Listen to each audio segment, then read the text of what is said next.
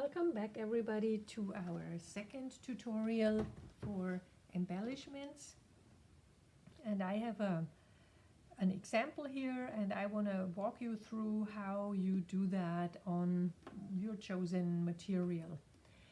So at first we want to think about what we want to do, and since I really like dots, I want to do another like circle, which is a very simple shape, and of course you can do any shape you like. So I have this t-shirt material here that I later want to use for my real t-shirt, and first I will mark a dot on it with just a simple shape that I have, like the lid of a little jar would be fine. And then I have some markers. I use markers that are not too much a contrast to my existing like t-shirt, because I don't want to have that show later on, you know, so I just have the same color but a little darker, for example, or a gray color versus a black, so that's a little less harsh and less dominant. So I have a dot here, so that's just good enough. Then I will choose the beads that I will use. Here comes the jar, again very handy, because that's where my beads are in, and they are the same color range as my material here, or blue on blue, depending on what you chose. As a thread, I have a very thin white thread that I want to use, and my needle is a beading needle that is very, very thin. And the reason is, like, if you do beading, you have to have a needle where the beads, the individual beads, are able to slide over that hole of the needle. So if you think about, you know, you have your needle hole, and you have two threads, like one left and right, and then the hole of the bead has to be big enough to go over all this. So that is basically the challenge of a beading needle. These kind of beading needles are fun in a way, because the hole of the needle is basically the whole length of the needle. So if I hold it further up, you can see I squeeze it apart a little bit. So it's very easy to put thin thread through that hole, because the hole is really all the whole length of the needle. So this is kind of a fun find I saw on one of those beading supply websites, and I really, really, really love like all these Japanese companies that have beading supplies, because they have the nicest needles, they have the most beautiful beads, glass beads. I prefer glass over plastic, because glass is, first of all, you can wash your pieces afterwards. You know, you don't have to be careful about bleaching out the color. They are really way more long lasting, and they have a nice shine to it, versus plastic beads are just plastic beads. You know, it's fine, you know, if you start, but if you invest in a bigger project and you put hours and hours and hours into your work, you know, like let's say you make a t-shirt, and all in all you work on that shirt for like 30 hours. Plastic beads are just not, you know what I mean? It's not a good company for all that labor that you put in. Glass beads are slightly more expensive than plastic beads, but it is totally worth it. And I really, really would recommend going into a little better material, and then putting the labor into it makes more sense. So that said, I have my thread already in here. Okay, let's start with our project here.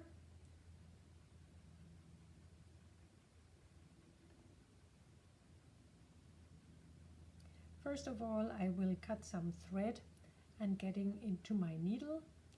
The thread should be about the length of my elbow, or from my hand to my elbow.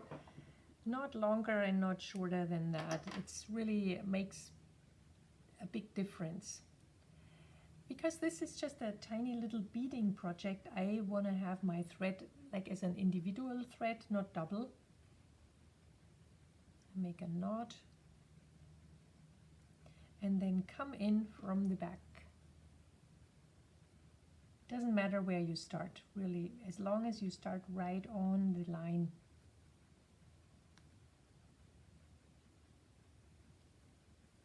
Okay. And as I said before, I want to do one bead at a time. So I pick up one bead with my little beading needle and I push that bead all the way down to my fabric. So then I go in next to my bead, and the length, like we do a running stitch now. The length of my running stitch is about the width of my bead. You know, it shouldn't be wider than that because then you would see the thread, and it shouldn't be narrower than that. So then I come out again next to it. So if you look at it now, you cannot see the thread next to my bead because I am, you know, my stitch is about the same length as the width of my bead here. Okay, let's do the next one. I pick up a bead.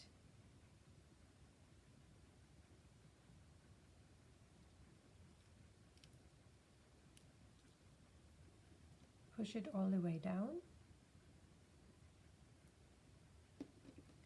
And again, the stitch, don't make it too close to the bead, or to the, don't make it too close to the hole where you came out.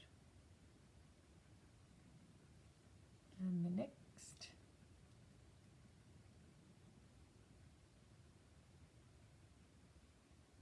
Oops.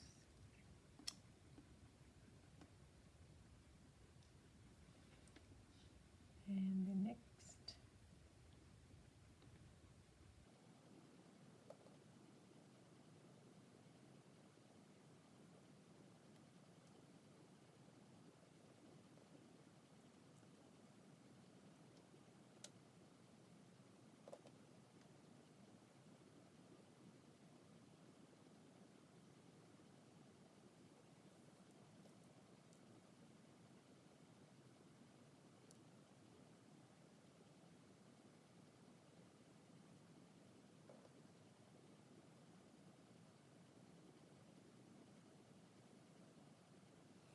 Project, it is good to have a line here, so you can really be precise where you put your beads. Or you do free form, free flow, whatever you want, you know, that's fine enough. That's fine too.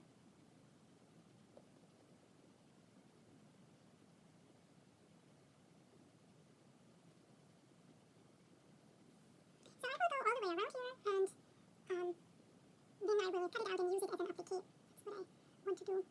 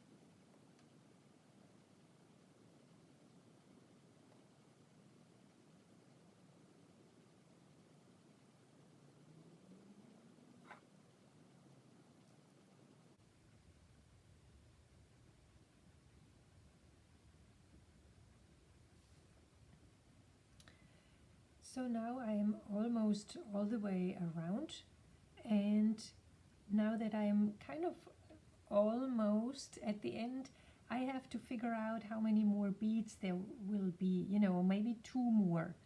And I have to even it out so they are not too close to the first one and not too far away from the first one. So kind of get the last 2-3 beads in a good proportion towards the first one.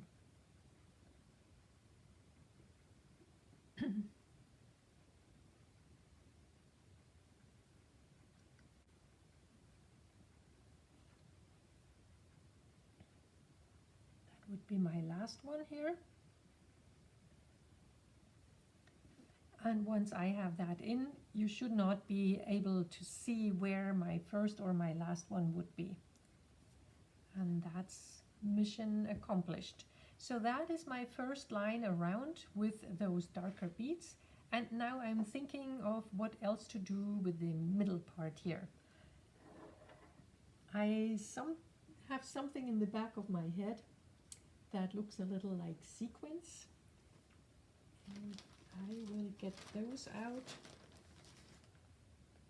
I have those, they're called transparent sequins, and they have a really nice feature that you cannot really see them, but they are, like I show you the result at another project. Like when you look at this, you cannot really see the sequins.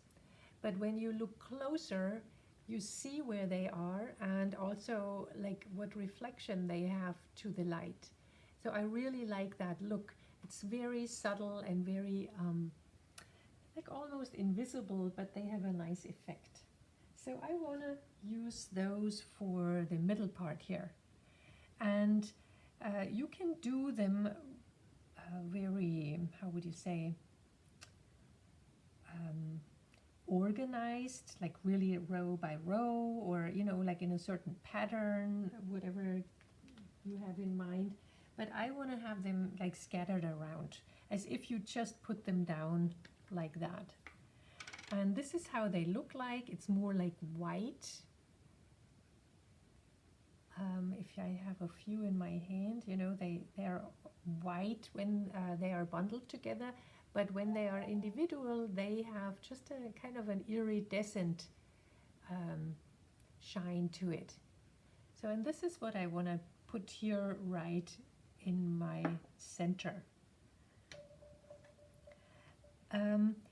For organizing your things, so as you see, I have those little jars, the jam jars you get in a hotel. These are perfect for your little beads, or for these kind of beads, it's from a food box, where they give you all the sauces and the ingredients. They are great jars, like the plastic jars like that.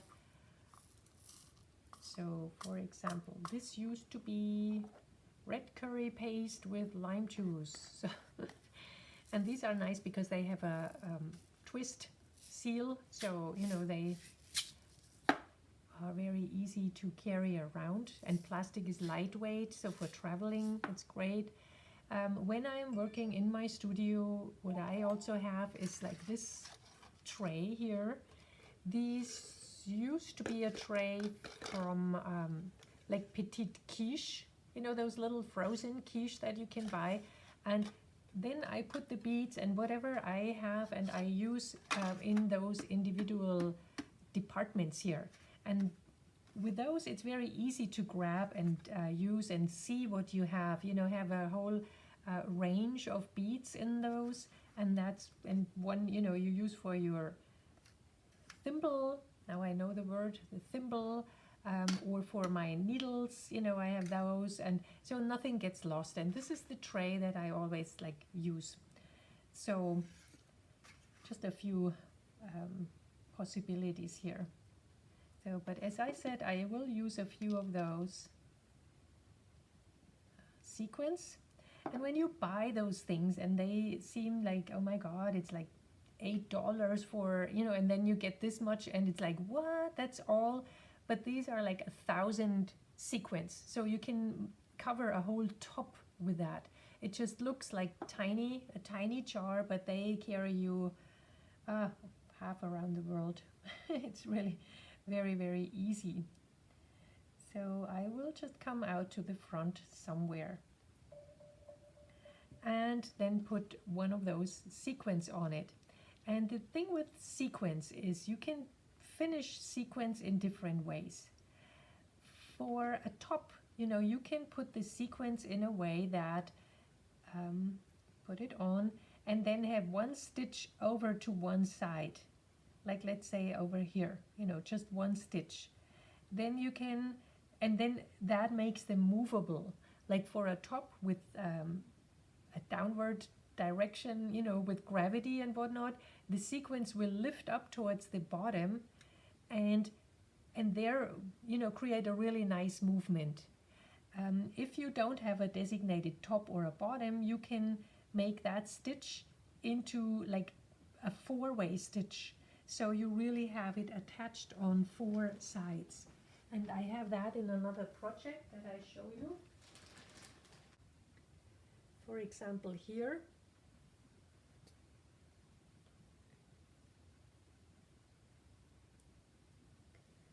So these sequins here, and they are darker, but they are attached like on four ways. So you can do that. Or you can make a sequence, like you can put them randomly like this and then have a little bead on top. So that's another option. So there are many, many different options to put sequins on a garment. And that's a really cute way, to have that colorful dot. It's the same beads as I used here on the outside. So you have that and it's kind of a nice sparkle to it. So there are many, many possibilities, and you can just play around and see what you like the most and then apply that to your piece. And for me, I want to do a little something in the middle and use the same kind of bead that I used for the outside as a stopper. Put a few of those beads back in my jar lid. So that means I just use one of those, put it on, and then go back in the same hole as I came out with it for the sequence. So now I have basically the sequence here and a little bead on top. And I will just cover this whole inside now with sequins and beads and beads and sequins. So that's kind of a fun way to fill up that area in the center. So first my sequence, my bead, and then I go back into the sequence, right in the center.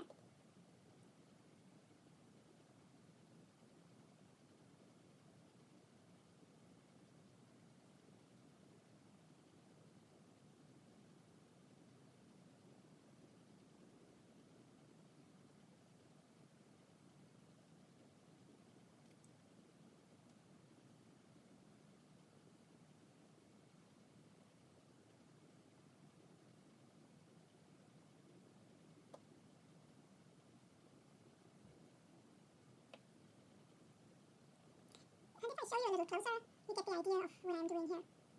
And now I will fill up the whole center.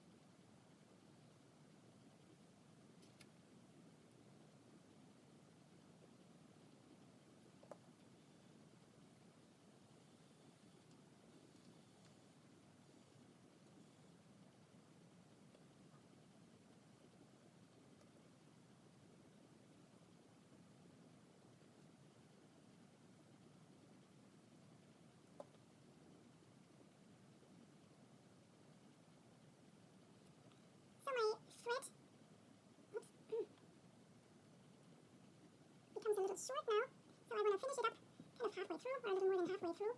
So this is where I am now, and now I want to finish up my thread and start a new one. And it's just the usual what we do when we are at the end. So I will choose my outside row here to finish it because the stitches are a little closer together. So I go through 3 of those loops. One of the loops is my running stitch from the back side.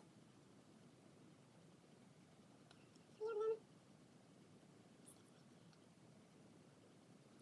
And then when I go through my third, I kind of go backwards and knot it through the last loop. A little short for that, but I try to manage.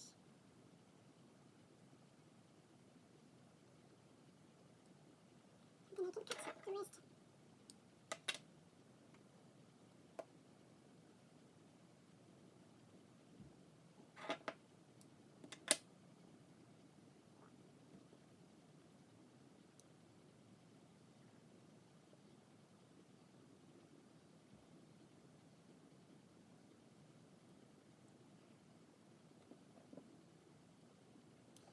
So I cut my thread, elbow length again, and now I want to get it into my needle, and this is the funny needle that is where the needle hole is all the way length, but I have to kind of squeeze it together a little bit in order to get it apart. And I put with the help of my fingernail, I open it up and get my thread in. See how long that hole is? Just kind of easy. Okay, then I will make a little knot at the end, or at the beginning, and continue with my sequence. Here would be a good place.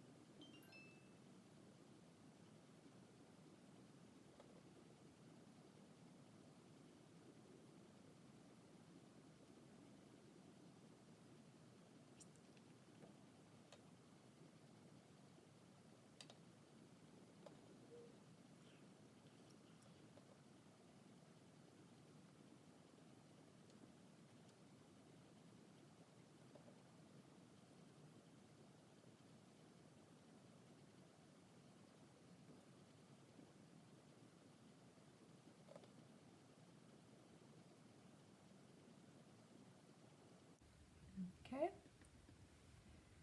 So I filled up my center with, some of the sequins. You can look a little closer. So they all have a little bead on top. But I still think there is a little bit missing. I don't know, there should be maybe little beads in between.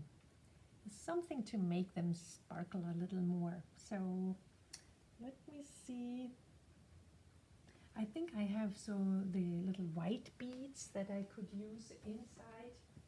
As I said before, I don't want to go and start a different color range, but I do have like these kind of little white beads here that I could use, and I think they would be a nice little sparkle in between.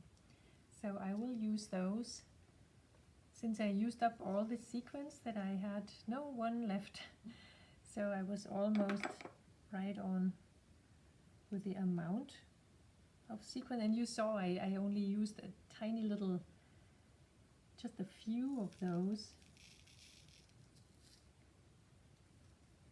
And again, you buy them in a little jar like that, and it's like half, just as your little pinky, $2.50 for those. But then they last forever and ever. So that's the nice thing about beading. The material is just really giving. So I come in from the back. I do basically the same what I did with my beads on the outside.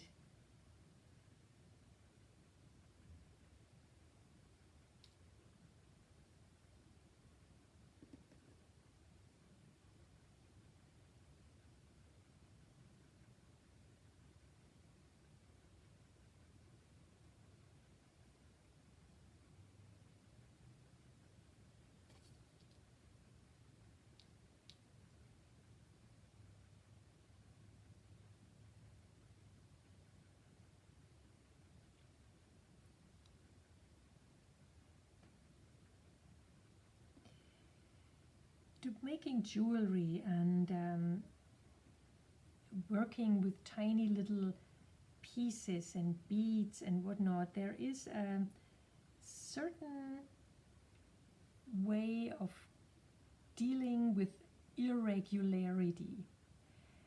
And I call it the regular irregular. And it is a certain concept that I have developed with working with beads quite a lot, and that I will show you on a piece of paper. That would be better than using words. So let me put this aside for a little bit. When you do irregular work, then there is a concept that I developed over time, making jewelry and working with beads and stones and things, and I call it the regular irregular. So let's say you have a jar and you have 30 beads from one stone and 30 beads from another stone, but you don't want to do 1, 1, 1, 1, 1. That concept, and that's kind of boring. So you want to do regular irregular, and regular irregular would mean that, like, let's say for example this here.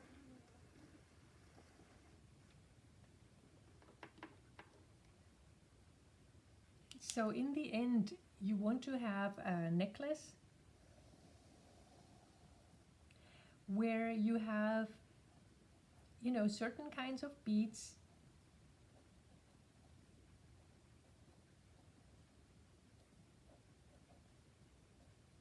and they are like irregular all over the place. And then you have other kinds of beads, let's say round.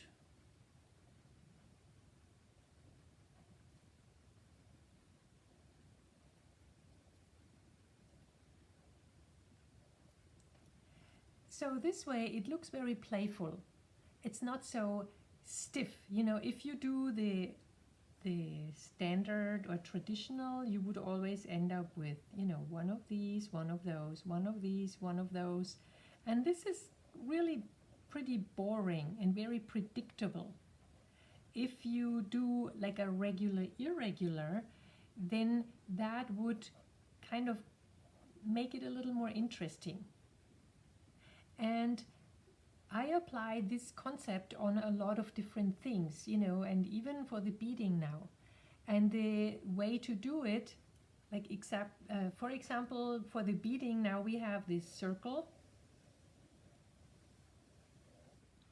And we want to have sequins on it. And let's say I have like 20 sequins. But if I start just cluttering, you know, whatever, I mean, I have plenty of sequins left. I can always add more. But let's say I want to do 5 of those circles, and they all should have the same amount of sequins. So the best way to apply those is to divide up my area. Just in your mind, you know, just think about dividing it up into quarters. So then it makes it easier to put 5 sequins in each of those quarters. 1, 2, 3, 4, 5. And then you do 5 here, 1, 2, 3, 4, 5. 5 here, 1, 2, 3, 4, 5. And 5 here, 1, 2, 3, 4, 5. And that way you have 20, but they are divided up in a way that is regular. The regular is the dividing up into 4 sequence or 4 areas, and the irregular is that each of those areas is kind of different. You know, they're not all the same. The same what I did with my jewelry, you know, I divided it up into, let's say I have a 16-inch necklace, so I divide it up into 4-inch increments. So I have like the 16 is here, so this is 8, and then this is 4, and this is 4. And then I try to do like 2, let's say 2 of the square ones each and 3 of the round ones each, kind of. So, I mean, I did that just out of the back of my head. So 2 square, here I have 2 square, here I have 3 square, and then I have 2 square. Then I have 3 round, 3 round, no 4 rounds here, 3 round, 3 round. So that's, you know, if I would have calculated it, that's my way of calculating, I would have made up, you know, like this is my thread, this is my areas here, and then that's the material I have. So I do, you know, 3 square here, 3 square everywhere, and then 2 rounds everywhere. So, and that's the same with this sequence or with an area. You know, if you have an area like that and you have 3 different items to put on, so make sure that you divide up your area and then your 3 different items. Let's say you have triangles, circles, and you have like sticks. Let's say you have only whatever 8 triangles, then you have 4 rounds and you have like 20 sticks. So then I would start with the 4 because that's the lowest number here. So 4, that means I would put a round in each of those areas. So 1 round here, 1, 2, 3, 4. And because it's only 4, they have to be, you know, like really spread out in a nice way so they are not too calculated. So it looks more playful. So then the next I would start with the 8 triangles. So 8, that means I have 2 in each of those pieces. So I would put 1 here, 1 there.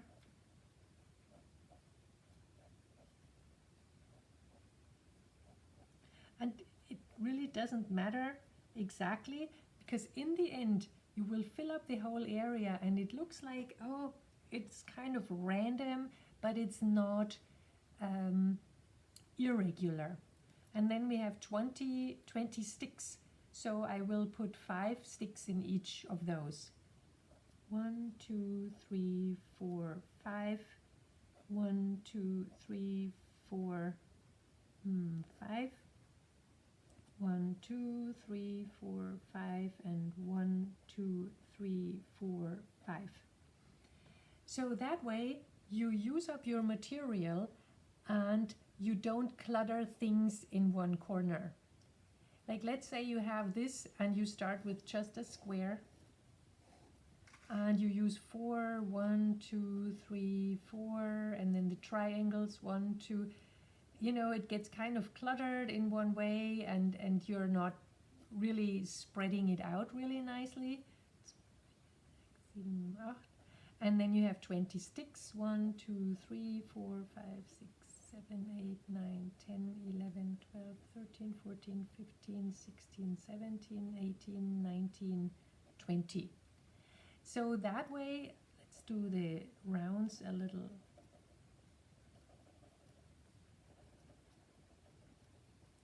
See that's the difference, that this is more regular, irregular, and this is more chaotic.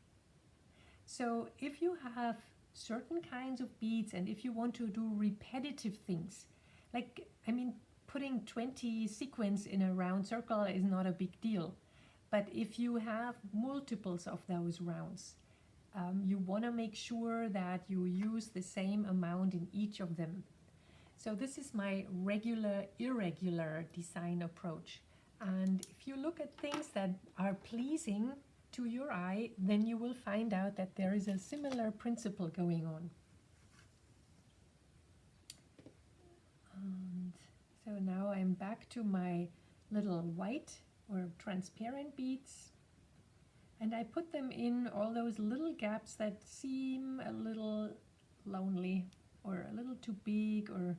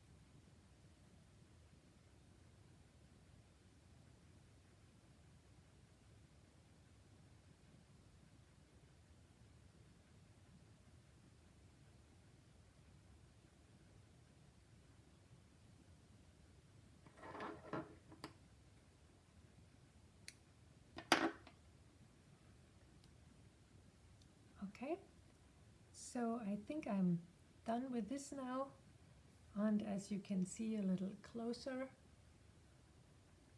so it has the sequins and all the white beads in between, so it has a nicer overall feel of being filled. I mean, I could have put more sequins in the first place, but I think I do like that with the little white or transparent beads in between. That adds another little sparkle to it. So this is kind of a nice way to embellish things, and then the next step would be to use this for my applique. But this is our next unit, so I don't want to overdo it today and stress you. Okay, thank you everybody.